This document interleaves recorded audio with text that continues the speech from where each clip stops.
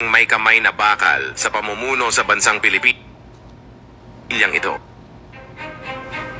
Kung hahanapin nyo ang mga presidenteng may kamay na bakal sa pamumuno sa bansang Pilipinas, dalawa ang makikita nyong ganito. Ang dalawang pamilyang ito, ang kinilala at umatak sa mga Pilipinong nakaranas ng tunay na pagbabago ng bansang ito at matatapang na hindi kayang diktahan ng ibang lahi. Marcos Sr. at Duterte Sr., parehong abogado at marunong sa batas. Pinagsama ang dalawang tanyag na pamilyang ito sa iisang partidong Uniteam at parehong nanalo bilang Presidente Marcos at Vice President Duterte, pero hindi nagtagal na buwag din ang dalawang ito. Nakabalik ang Marcos sa gobyerno dahil sa legacy ng kanyang ama sa pagpapatakbo nito, na inakala ng lahat ng nagtiwala kay BBM na magagawa nito ang ginawa ng ama. Pero bakit ganito ang nangyari? Malayong malayo ito sa kanyang ama. Ito, panoorin nyo, may malalaman kayo pagkatapos ng introng ito.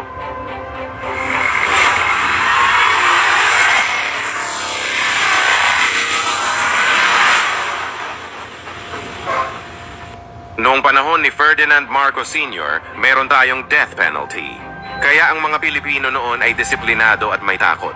At mababa ang krimen sa ating bansa sa ilalim ng rehimeng Marcos. Ang isang drug trafficking na nagpasok ng drugs sa ating bansa ay pinarusahan sa pamamagitan ng firing squad. Ang kilalang Chinese drug lord na si Lim Seng, isang negosyante sa Pilipinas, ang unang nakaranas ng pamamaraang ito. Kaya takot ang mga masasamang loob sa Pilipinas dahil sa batas na ito. At wala pang gaanong tao ang kumukontra sa panahong ito. Dahil ang batas ni Marcos ay natutupad at nasusunod ng tao. Nagbago lang ang lahat ng ito noong pinatalsik ang Presidente Marcos. Ipinalit nila ang presidenteng walang karanasan sa pamumuno at pinalitan nila ang constitution ng mga grupo na nagpatalsik kay Marcos kasama ang miyembro ng simbahan na siyang naging dahilan ng pagkasira ng ating bansa. Nawala ang disiplina at walang pagkakaisa. Rally dito, rally doon, nawala ang death penalty.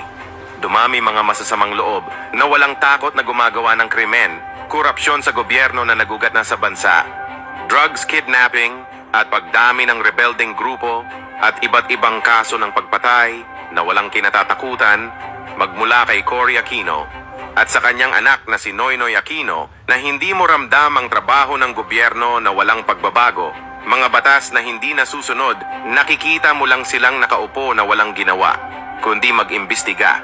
Nasa TV at social media mo lang sila nakikita na walang umaayos ng problema ng bansa, mga proyekto na hindi tinatapos, at nang dumating ang taong ito, dito na nagsimula ang pagbabago na nakaramdam ang mga Pilipino, kakaibang pinuno sa pamamaraan ni Pangulong Duterte, ang kamay na bakal.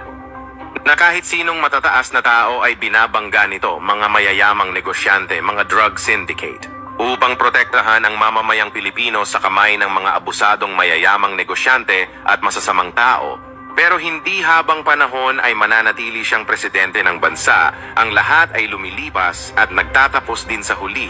Ngayon nakita natin ang anak ng dating Pangulong Marcos, na si Bongbong Marcos, na siyang nating pinili at pinagkatiwalaan dahil sa kanyang ama na maganda ang ginawa sa bansa. At si Inday Sara Duterte, na anak naman ni dating Pangulong Rodrigo Duterte, na parehong magaling ang estilo at pamamaraan sa pamumuno sa ating bansa, na may kamay na bakal pagdating sa batas at disiplina. Sila'y ating pinagsama at nanalo bilang presidente at vice-presidente, na umaasa tayo gaganda ang Pilipinas at itutuloy ang ginawa ng kanilang mga ama. Pero bakit nagkaganito ang nangyari sa ating bansa? Ang isang mahusay na Marcos ay nagmistulang Aquino ang pamumuno na hindi maramdaman. Ang ginagawa nito sa ating bansa, pati ang vice-presidente ay nagalit sa kanya na siyang naging dahilan ng paghiwalay nito kay Marcos. Kailan ba nagsimula yung atake nila? Alalahanin nyo, di ba? After ako nag-resign sa DepEd, kailan ba nagsimula yung pambabastos nila? Last year. After that meeting with the Makabayan Bloc and Martin Romualdez, they started destroying my name, pummeling me in the media with a multi-million PR campaign. Pinastos pa nila ako ng mga pagsisinungaling nila na kesyo taksil, kesyo korap, abusado. Sino ang korap? Yung mga congressman na yan na nag-hearing, anong sinasabi nila? Pagkatapos, pag na-off na ang mic, pag wala ng media, pasensya na kayo ha. Kailangan kasi namin ng pera. Mag-eleksyon na kasi. Pakisabi kay Sara ha, hindi ko naman gusto itong ginagawa ko eh. Hindi mo pala gusto ginagawa mo eh. Bakit mo sinisira pangalan ko? Joel Chua. Ganyan. Ganyan ang bansa. This country is going to hell because we are led by a person who doesn't know how to be a president and who is a liar. Alam niyo anong pruweba ko na sinungaling siya? Tinanong ko, 2 businessman. Matagal na sa negosyo ng bigas. Because I was concerned. This is a campaign promise. 20 pesos na kilo ng bigas. And so, I really sat down and talked to a businessman. Sabi ko, sabihin mo sa akin kung magagawa ba yung 20 pesos. Sabi niya, hindi.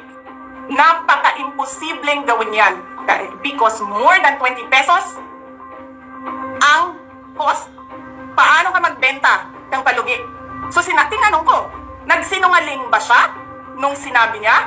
And then he said outright, yes. It's either he did not know what he was talking about, that's so incompetent, or he was lying through his teeth to get the votes of people. Ninyong lahat. Martin Romualdez, Lisa Marcos, Bongbong Marcos. Ginigit-git nyo yung mga tao ko dyan sa envelope na yan. Lisa Marcos, naalala mo, nagpadala ka sa akin ng video? Sinabihan mo ako saan kukunin ang pera. Pinakita mo ang muka ng tao doon sa video message mo. This is her. She's been working with us for the longest time. We trust her. You sent me written instructions about money. Millions a month. Anong nakalagay doon sa envelope? DepEd. Anong ginawa ko? Binigay ko sa DepEd. Ano ang dahilan bakit naging ganito ang pagpapatakbo ni Bongbong Marcos sa ating bansa? Na malayong malayo ang agwat nito sa yumao niyang ama, sino ang nasa likod ng nangyayaring ito? Nasa halip ay ibangon niya ang pagkasira ng pamilyang Marcos sa kamay ng pamumuno ni Cory Aquino, na sinira ang pangalan ng pamilya nila sa taong bayan. Pero iba ang nangyayari habang tumatagal ay bumabalik na naman ang nakaraan sa kanilang pamilya na tila ba ang sugat ay nagiging sariwa na naman sa mga taong ayaw na ulit sa mga Marcos. Dahil may kinalaman din dito ang korupsyon na isa rin sa binabato kay Sara Duterte. Mapapaisip ka talaga kung sino ang nasa likod nito. Isa sa nakikita kong dahilan, ang dikta ng taong malalapit kay BBM, ang kanyang asawa at kanyang pinsan na tila ba sunod-sunuran ito sa kanila, na hindi natin nararamdaman ang kanyang trabaho at pamumuno bilang presidente ng bansa, na may taong naghahangad ng masama upang sirain at guluhin ang dalawang pamilyang ito.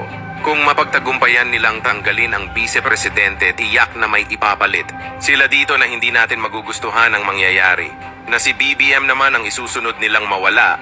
Sa pagka-presidente na sa tingin ko ay ginagamit lang nila ang issue upang makakuha ng simpatya ng tao, pero ito ay siguradong planado.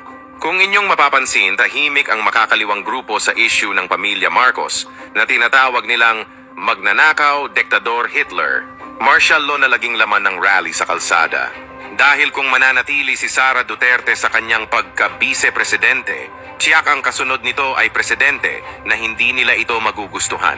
Dahil mahihirapan ang mga korap sa gobyerno at magparami ng miyembro na isa sa kalaban ng gobyerno ang mga rebeldeng grupo, kaya buksan ang iyong isipan sa mundong ginagalawan. Kung inyong mapapansin, patuloy na pinag-iinitan ng magamang ito, na kung sakali man na mapagtagumpayan nilang sirain ang magamang ito, tiyak na hindi na ito mananalo sa susunod na eleksyon sa pagkapangulo at pangalawang pangulo, dahil ang mag-amang Duterte ay isang malaking banta sa kanilang mga plano na magbalik ang kinatatakutan nilang kamay na bakal. Ito po ang Mark My Channel, na naghahatid sa inyo ng mga kwentong may kaalaman sa nangyayari sa ating bansa. Follow nyo ako para makagawa pa ako ng mga ganitong content para sa inyo. Like nyo at magkomento.